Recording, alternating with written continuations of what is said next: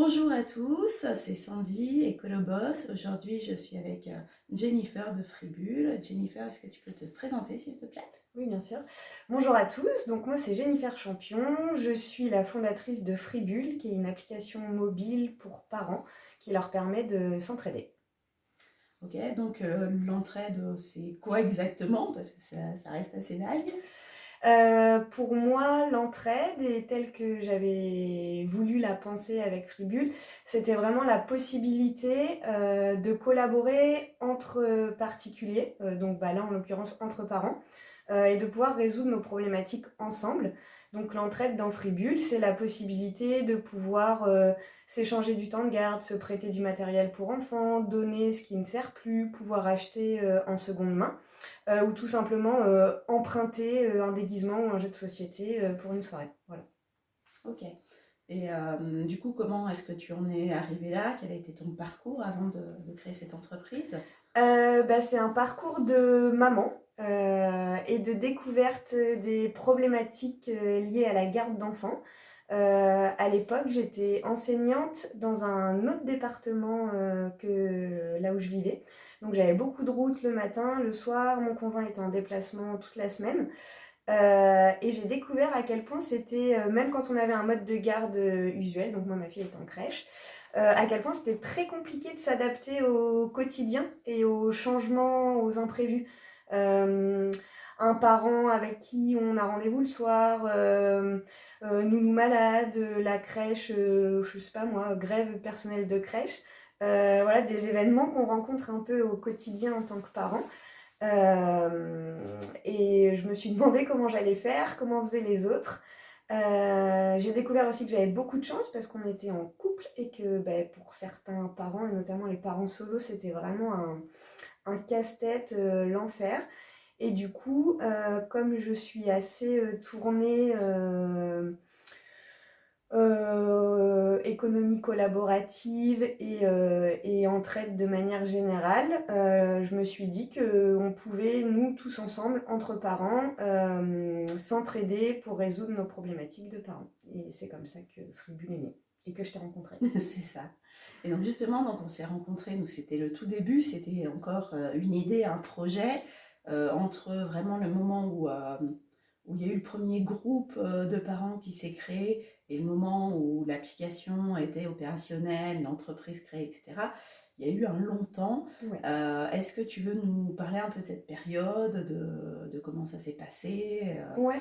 de toutes les galères que tu as pu avoir, Les etc. galères, les joies, C'est les ça. montagnes russes de l'entrepreneuriat, comme on dit. Ouais, ça a été très long. Ma fille, ma grande, elle a 7 ans. Donc, la première fois que j'ai eu l'idée, c'était il y a 7 ans. Et au début, avant d'être une entreprise, ça a d'abord été une idée, un projet, rencontrer des parents, tester des choses, apprendre avec eux. Donc il y a eu des premières. Au début, on était plus une sorte de collectif de mamans. Mm. Et puis petit à petit, ça s'est construit, ça s'est structuré. On a pu vraiment. J'ai eu beaucoup de chance. Il y a un fort noyau de mamans en fait qui s'est construit autour de l'idée et du projet de Fribule.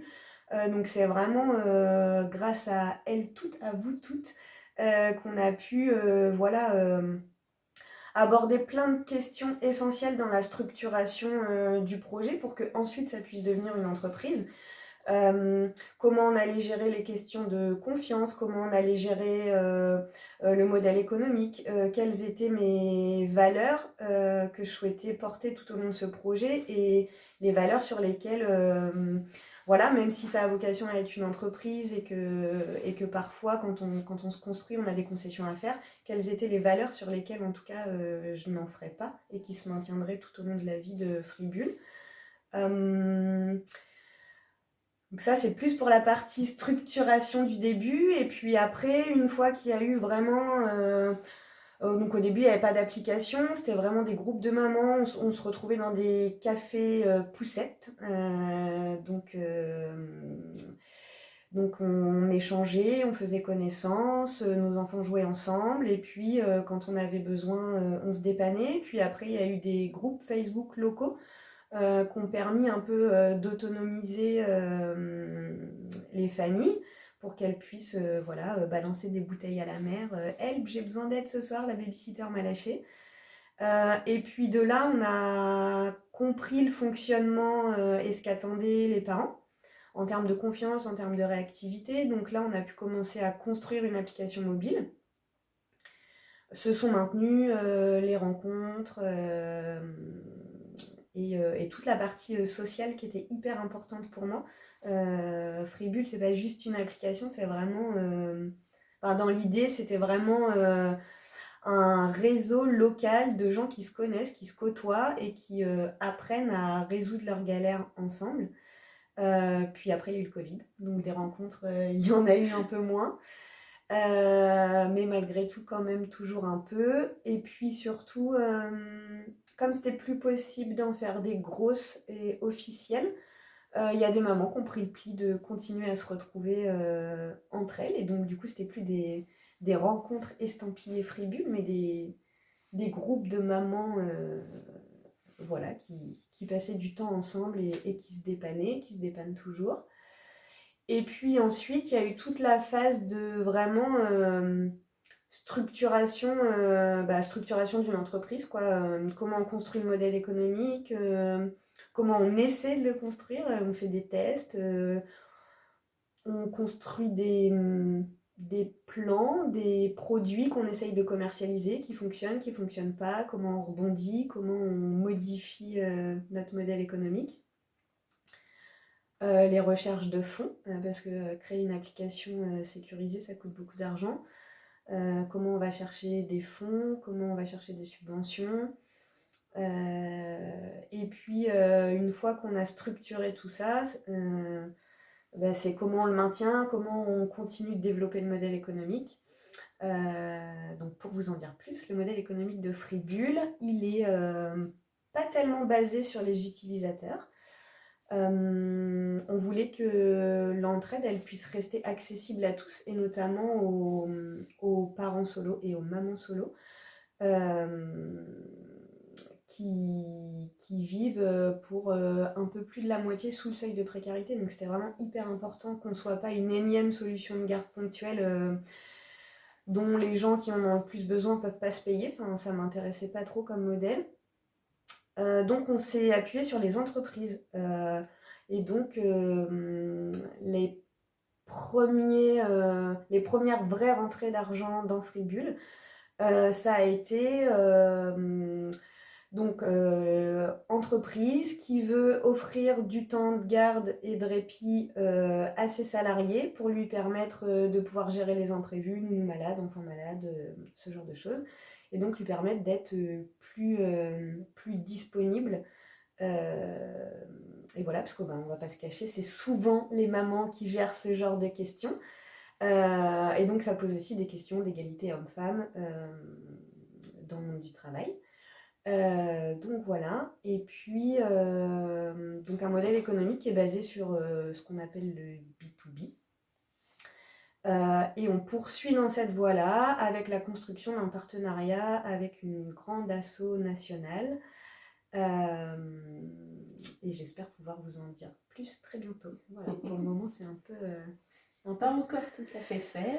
Voilà, on est encore en ping-pong d'échanges. Voilà, on a le cahier des charges. Normalement, ça devrait se faire. Mais comme c'est pas signé, j'aime pas trop crier victoire avant que ce soit fait. Et donc là, tu parles beaucoup de la partie échange de garde finalement, et c'est ça le cœur de Freebull. Après, c'est vrai que voilà, toi, tu as à cœur le côté aussi éco-responsable, seconde vie, etc. Donc il y a aussi une partie où on peut se prêter du matériel ou vendre ces objets d'occasion pour les enfants. Est-ce que j'ai oublié quelque chose dans les différents trucs qu'il y a? Non, globalement, oui. Donc en fait, un parent qui s'inscrit sur Freebull, on lui offre 10 bulles, c'est la monnaie d'échange sur Freebull. Et donc ces bulles, elles permettent d'accéder à du temps de garde, de pouvoir acheter du matériel d'occasion ou de pouvoir en emprunter. Et en fait, on peut à nouveau collecter des bulles en rendant service à la communauté.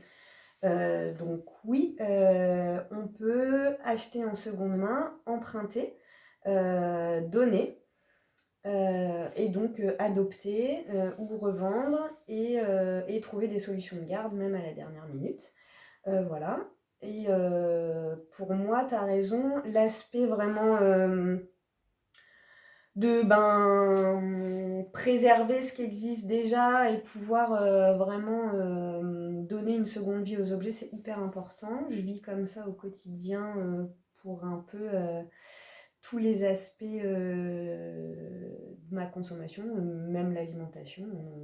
On récupère beaucoup de trucs qui sont censés partir à la poubelle. Je fais des compotes et des confitures jusqu'à pas d'heure parce que on a récupéré un colis de fruits qui partait à la poubelle, voilà. Pour moi, c'est hyper important parce que déjà, on a beaucoup de chance de vivre dans une société qui est très riche, même si on est pauvre dans cette société riche, on a quand même accès à beaucoup de choses, ce qui n'est pas le cas de beaucoup de gens dans d'autres pays. Et donc pour moi, c'est très important de ne pas gaspiller et c'est comme si j'adore la nature. Et c'est comme si je rendais un hommage à cette terre qui nous a tout donné et que je trouve totalement injuste de gaspiller ce qu'elle a mis des années à fabriquer pour que nous, petits humains, animaux parmi les animaux quand même, c'est bien de ne pas l'oublier, voilà, on puisse en profiter et que j'aime bien élever mes enfants dans ces valeurs-là. Et j'espère qu'ils seront en opposition avec moi sur plein de trucs, mais pas sur ça. On verra. On verra bien. C'est ça. Donc voilà. Donc oui, sur Fribule, on peut équiper ses enfants sans rentrer dans un magasin. C'est formidable. Oui. Aujourd'hui, donc, tu es ESS. Oui. Est-ce que tu peux nous expliquer pourquoi, comment le fonctionnement de cette démarche? Oui, on est c'est l'économie sociale et solidaire. C'est historiquement le volet de l'économie du milieu associatif. Il y a de plus en plus d'entreprises maintenant qui s'ancrent dans les valeurs de l'économie sociale et solidaire. Nous, on a été encore un peu plus loin que que le très large volet de l'économie sociale et solidaire, puisqu'on a construit notre modèle économique et notre champ d'action pour s'inclure pour obtenir l'agrément ESUS, qui donc est l'agrément d'État de l'économie sociale et solidaire, et qui donc atteste du fait qu'on s'engage à toujours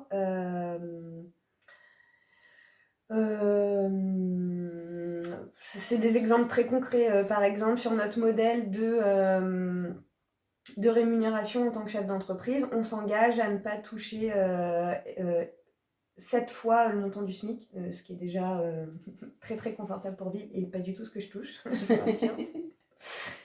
Voilà. On s'engage à laisser X pourcentage des bénéfices du résultat de Fribule dans la construction même du projet et voilà, dans la réalisation d'actions qui œuvrent à notre vision finale.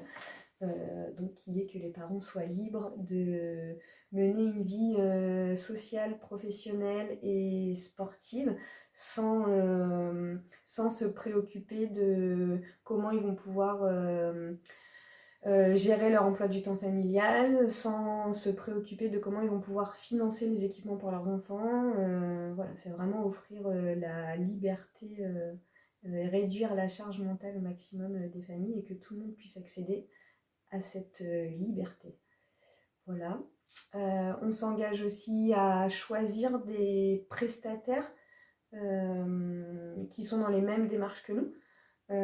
Donc voilà, ça veut dire héberger ces données en France, sur des serveurs français, protégés, qui gèrent leur consommation électrique, Ça veut dire, voilà, ça veut dire s'engager dans... À chaque fois qu'on prend une décision pour l'entreprise, ça veut dire qu'on... Alors des fois on peut, des fois on peut pas. Mais en tout cas, quand on peut, c'est déjà la première chose, c'est toujours se poser la question de l'impact qu'on va avoir, d'essayer de le réduire au maximum. Et puis quand on peut, et ben, s'engager à le faire. Voilà. Ok. Et donc ça c'est toutes les exigences que ça te demande, et bon, c'est des exigences qui te correspondent. Et en contrepartie, être ESS et ESUS, qu'est-ce que ça t'apporte? Euh, Ça m'a, pour être très honnête avec tes abonnés qui nous regardent et qui se projetteraient dans ce type d'agrément, pour le moment, à part la fierté de l'avoir obtenu, parce qu'on était quand même la première entreprise en Indre-et-Loire à l'obtenir, jusqu'alors c'était un peu réservé aux associations de l'ESS sur le territoire. Donc on a été hyper fiers de montrer que oui, on peut être une entreprise, oui, on peut vouloir avoir une activité lucrative et en vivre. L'idée, c'est pas de s'enrichir sur Free-Bull, mais l'idée, c'est de vivre de son travail, se lever le matin, travailler et pouvoir vivre de son travail. Surtout de la fierté. Après, ce que ça pourrait nous apporter, imaginons si on lève des fonds. C'est beaucoup de contraintes pour les actionnaires. Et pour moi, c'était un cadre légal sécurisant. C'est-à-dire que oui, en gros, on va pas se leurrer, on rentre dans le modèle, la case start-up, application numérique. Et que donc, à un moment, on espère pouvoir obtenir une levée de fonds parce qu'en fait, faire évoluer cette application mobile et pouvoir communiquer à l'échelle nationale, ça coûte énormément d'argent. Donc, à un moment, il va falloir qu'on aille le trouver là où il est. Parce qu'on ne revend pas les données de nos utilisateurs et en plus on leur permet d'accéder aux services gratuitement. Donc il y a un moment... faut gagner de l'argent quelque part quand faut même. Et gagner de l'argent et avoir des investisseurs qui te suivent pour te développer. Et en fait, donc ça bloque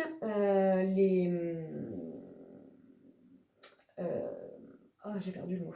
En gros, ce que peut toucher un actionnaire, les dividendes voilà, des actionnaires. Donc pour moi, c'était un cadre légal vraiment très important. Ça affiche la couleur. Tu sais que tu te prives d'une énorme partie du champ de l'investissement. Néanmoins, voilà, les choses sont dites, sont posées. Et ça peut permettre une réduction fiscale pour les gens qui investissent dans Free-Bull. Cette déduction fiscale, elle est toute petite et surtout, elle est sur des tranches de dividendes vraiment très petites. C'est-à-dire, je crois que c'est la fourchette, c'est 10 000 euros.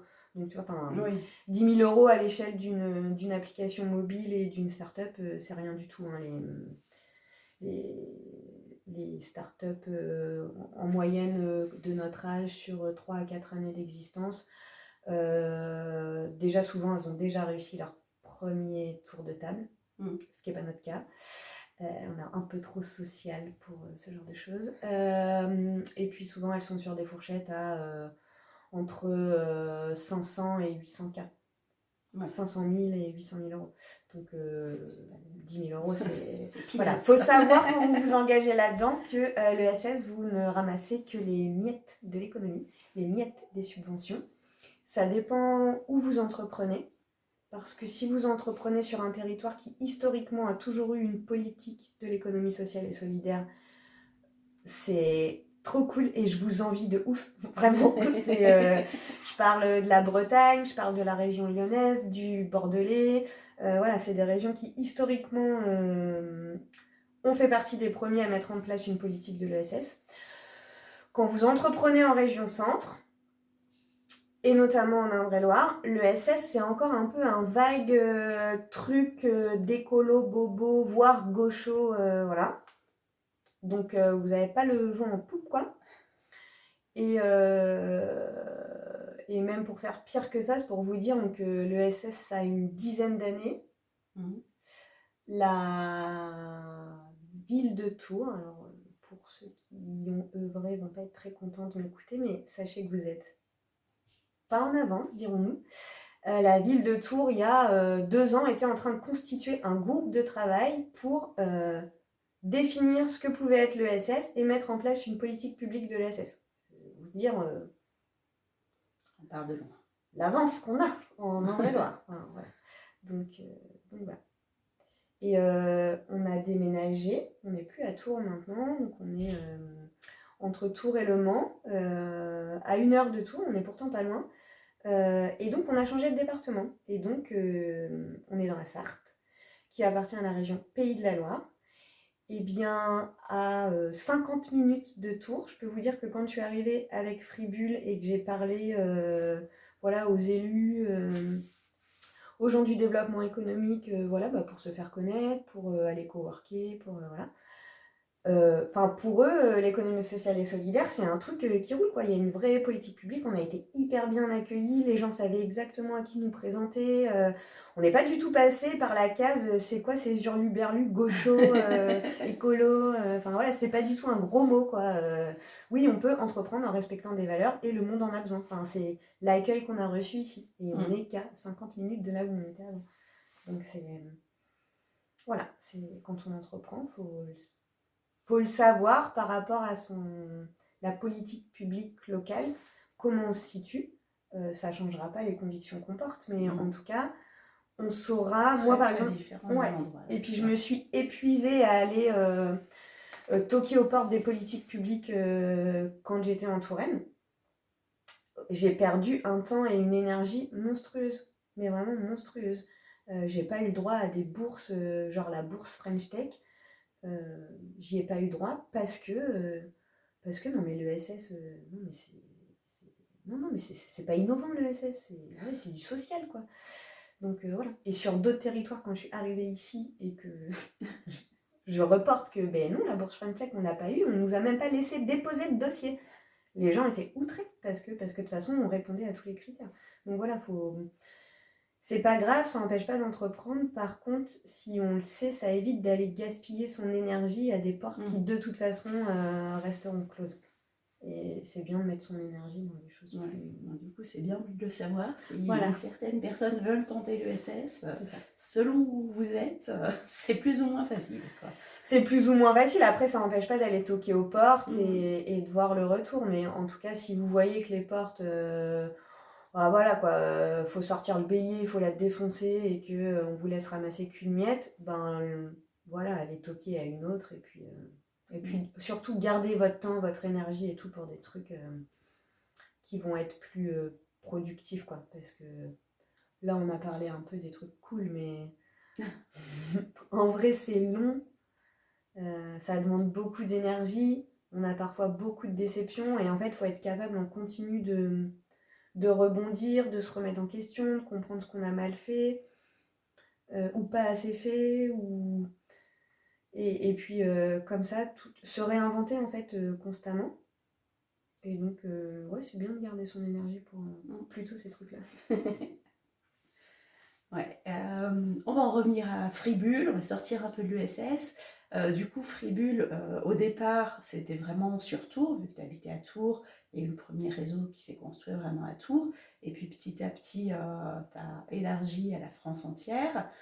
Aujourd'hui, ça en est où le développement Aujourd'hui, on a 8000 utilisateurs en France, donc dit comme ça peut être pas mal. En vrai, 8000 utilisateurs en France, quand on a besoin de s'appuyer sur des micro-communautés locales, c'est que dalle. Ouais. Donc il y a des territoires en France où l'application et le service fonctionnent bien. C'est-à-dire que vous postez une demande, vous avez un retour et ça fonctionne et l'entraide fonctionne et c'est super chouette. Et puis il y a d'autres territoires où du coup les gens sont un peu isolés. Il n'y a pas de vraie communauté qui s'est encore construite. Et donc, du coup, quand les gens postent une demande, c'est pas encore assez efficace. On avait, et on y revient, on avait une stratégie au départ d'itération territoire par territoire, donc pour vraiment permettre aux gens de construire ces micro-communautés locales et de se rencontrer, et voilà. Et puis, il y a eu le Covid. Et puis, d'un seul coup, en fait, on s'est mis à comprendre c'était quoi les problématiques de garde des parents. Je sais pas, le Covid a débloqué un truc, il y a un vrai avant-après. Du coup, dans la façon de penser la parentalité, ça a vraiment changé les choses. On a le droit de dire maintenant que, bah oui, en fait, on est épuisé d'être parent. Avant, c'était plutôt tabou, c'était plutôt, bah oui, t'as voulu des enfants, tu t'attendais à quoi? Enfin, voilà. Il y a un vrai avant-après. Bon, pour autant, ça nous a fait quand même beaucoup de mal, hein, plus pouvoir faire les rencontres, ça a freiné notre développement plus. Par contre, les médias se sont intéressés à nous et à d'autres, hein, à toutes les solutions sur lesquelles pouvaient s'appuyer les parents. Et du coup, on a été un peu projetés nationalement, ce qui a été super parce que, enfin, vraiment, ça a été une période hyper positive, fast, voilà. Néanmoins, ça a donné ça. Plein de gens un peu partout en France qui ont découvert Fribule, mais pas au sein d'une communauté. Donc en fait, je reçois assez régulièrement des messages qui me disent « Oh là là, c'est super stylé comme concept. Par contre, je crois que je suis un peu toute seule chez moi. » Donc voilà. Avec bah, du coup juste moi en ressources humaines et parfois deux avec mon mari qui est mon associé. Donc en fait on n'était pas du tout, enfin au début on l'a fait, on s'est un peu épuisé à vouloir animer et créer ces communautés ailleurs. Clairement à deux c'est pas possible quand on doit communiquer, gérer l'admin, aller prospecter pour trouver des nouveaux clients, entreprises, voilà, enfin il y a un moment c'est plus possible. Et donc là on va revenir à notre genèse et notre stratégie de départ qui est vraiment l'itération territoire par territoire. Et donc ce fameux partenaire dont j'espère pouvoir vous parler très bientôt, c'est un partenaire national, mais qui a des antennes départementales partout en France. Et l'idée, c'est avec lui de pouvoir vraiment lancer territoire par territoire, parce que c'est bien plus efficace de concentrer ses actions, sa communication et tout ça sur un petit territoire donné. Et que si j'ai 500 nouveaux utilisateurs d'un coup sur une action de com, et bah, vaut mieux qu'en fait ils soient ces 500 au même endroit que 500 éclatés partout en France. Dans notre modèle de fonctionnement à nous. C'est pas forcément, si je fabriquais des bracelets, ce serait pas vrai, mais là je propose aux gens quand même de rencontrer des gens en qui ils pourront faire confiance et avec qui ils vont pouvoir s'entraider. Donc s'ils sont à 500 bornes, c'est un peu compliqué. Voilà. Ok, aujourd'hui, si tu avais un conseil à donner à quelqu'un qui veut se lancer en entrepreneuriat, éco-responsable, ESS ou je ne sais quoi, qu'est-ce que tu dirais? Bah déjà, je dirais faites-le. Le monde en a besoin, des gens comme vous. Je dirais qu'il faut absolument se sentir capable, parce que vous l'êtes.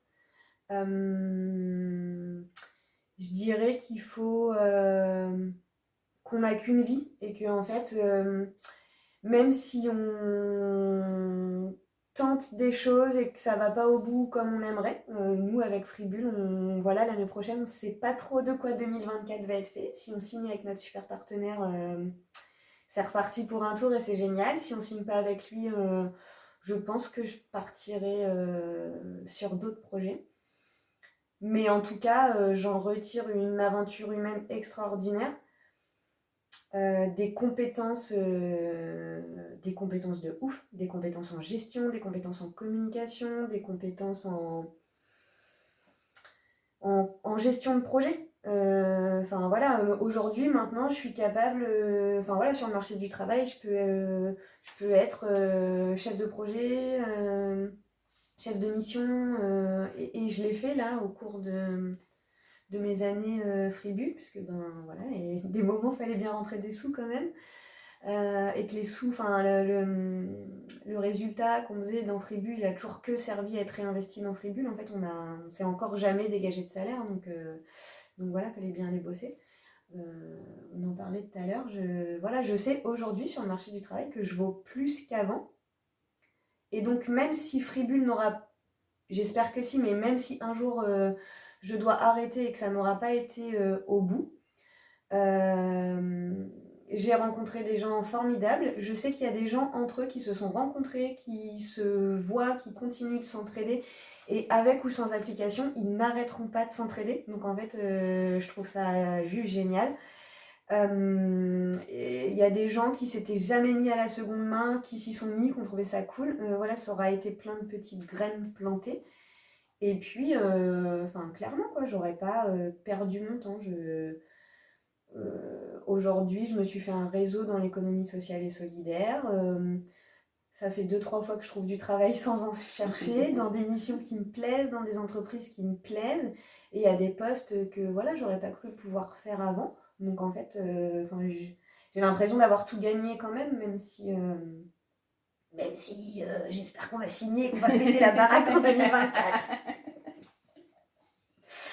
Et voilà. Donc ouais, faites-le, vous êtes capable. Génial. Donc, si on veut trouver Freebulle, donc application sur Android et Apple. On n'est plus dans le store Apple pour le moment, on va certainement y revenir, mais Apple nous a un peu cassé la tête, donc je suis vraiment, vraiment super navrée pour les utilisateurs d'iPhone. Mais il y a un moment, il me saoule. Voilà, donc rendez-vous dans le Play Store, et promis pour les autres,